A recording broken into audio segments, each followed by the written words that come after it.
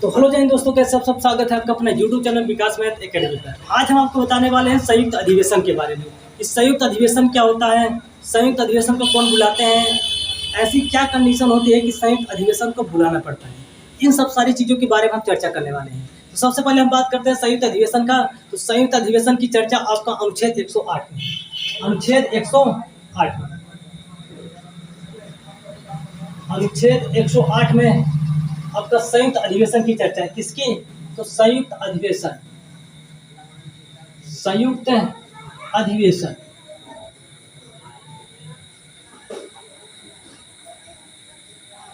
English की बात करें तो इंग्लिश में इसको बोला जाता है ज्वाइंट सेशन,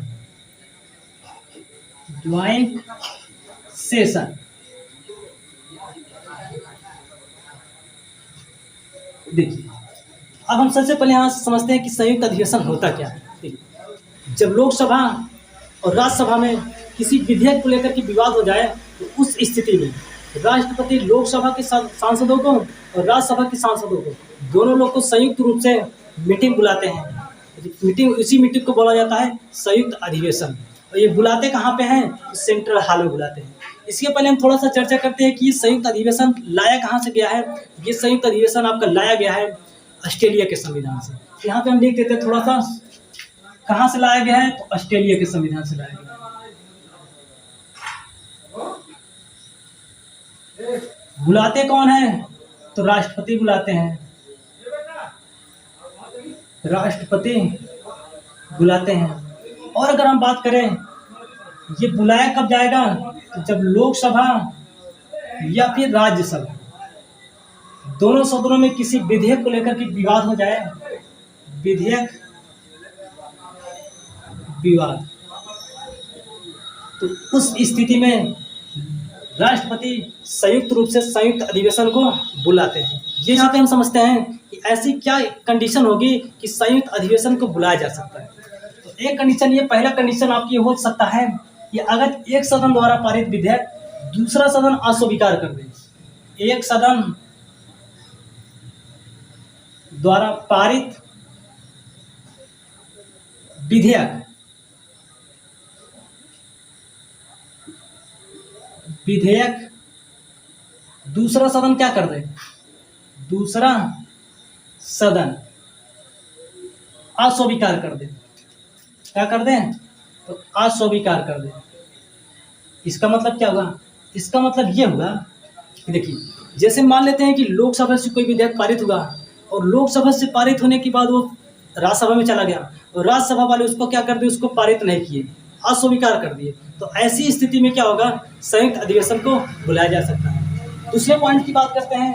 तो दूसरा पॉइंट आपका है कि यदि एक सदन द्वारा पारित विधेयक, एक सदन द्वारा पारित विधेयक, विधेयक को दूसरा सदन 6 माह से अधिक रोक ले। कितने माह से? 6 माह से अधिक। देखिए, इसका क्या मतलब हुआ?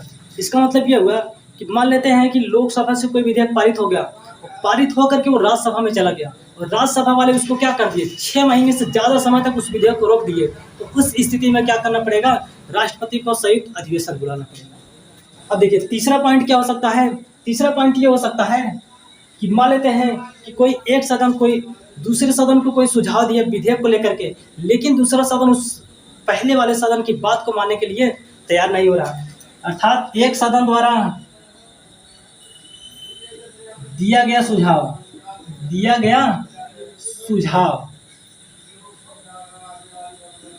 दूसरा सदन नहीं माने, तो ऐसी भी स्थिति में क्या हो सकता है? संयुक्त अधिवेशन बुलाया जा सकता है। तो उम्मीद करते हैं कि चीज़ें आपको समझ में आया। एक बार हम थोड़ा सा डिटेल से फिर चर्चा करते हैं संयुक्त अधिवेशन के बारे में, फिर उसके बाद आगे बढ़ते हैं। संयुक्त अधिवेशन की बात करें तो अनुच्छेद 108 में है। कहाँ से लाया गया है? तो ऑस्ट्रेलिया के संविधान से लाया गया है। बुलाते कौन है? तो राष्ट्रपति बुलाते हैं। तो ऐसी कौन सी स्थिति हो जाती है कि संयुक्त अधिवेशन को बुलाना पड़ता है?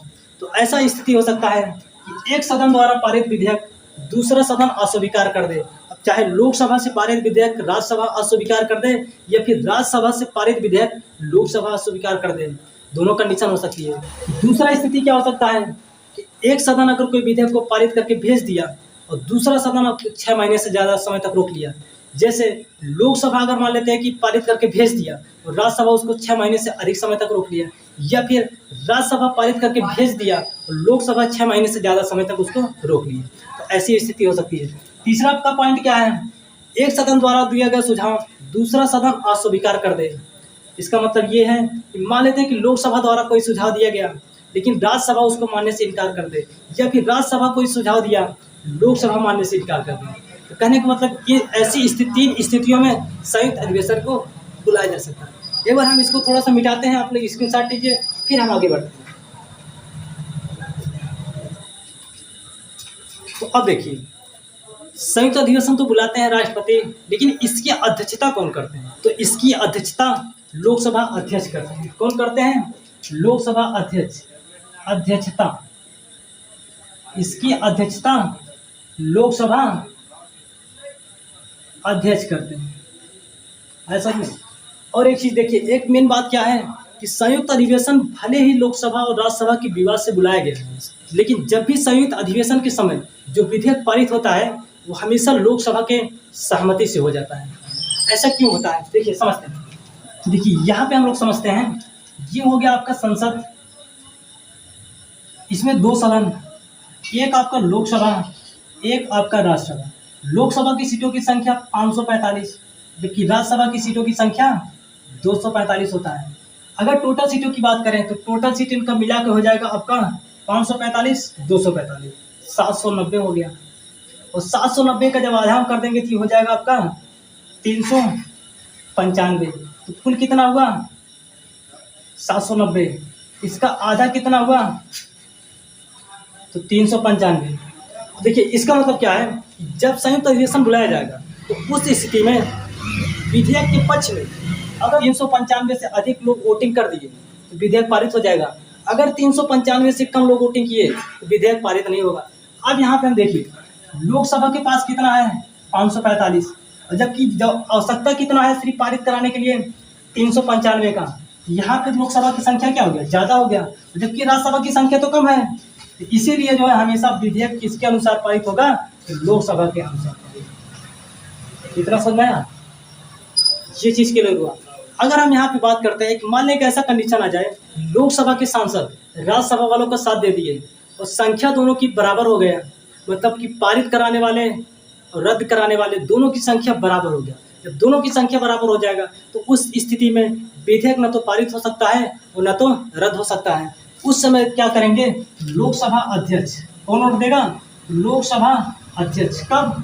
जब बराबर की स्थिति हो जाए। जब बराबर की स्थिति हो जाएगा तो लोकसभा अध्यक्ष क्या करेंगे? अपने मत का प्रयोग कर देंगे।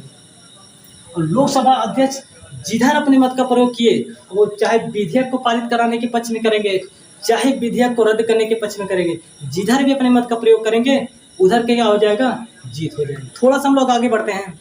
कुछ ऐसे पॉइंट हैं जिन पे संयुक्त अधिवेशन नहीं बुलाया जा सकता। तो देखिए यहाँ पे समझते हैं, हम इसको मिटाते हैं।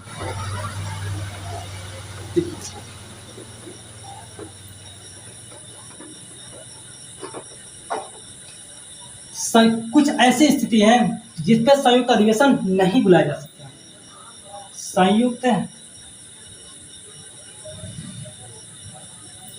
अधिवेशन नहीं बुलाया जा सकता, नहीं बुलाया जाता। देखिए वो कौन कौन सी स्थिति हो सकते हैं? पहला आपका संविधान संशोधन विधेयक हो गया, दूसरा आपका धन विधेयक हो गया, और तीसरा महाभियोग की प्रक्रिया हो गया। पहला क्या है? पहला आपका संविधान संशोधन विधेयक, संविधान संशोधन विधेयक।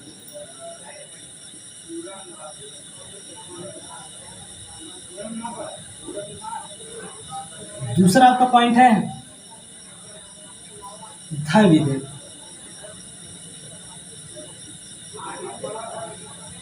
तीसरा आपका पॉइंट है महाभियोग की प्रक्रिया पर।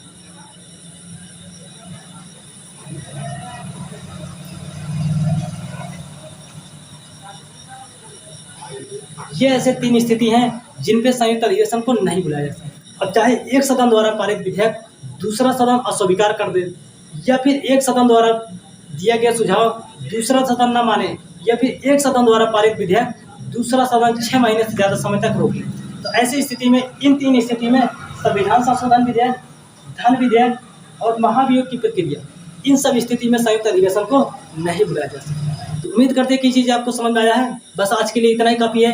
फिर मिलेंगे अगले नेक्स्ट वीडियो में। तब तक खुश रहिए, मस्त रहिए और मुस्कुराते रहिए। अगर चैनल पर नए हैं तो चैनल को सब्सक्राइब कीजिए, लाइक कीजिए, कमेंट कीजिए और दोस्तों के पास शेयर कीजिए।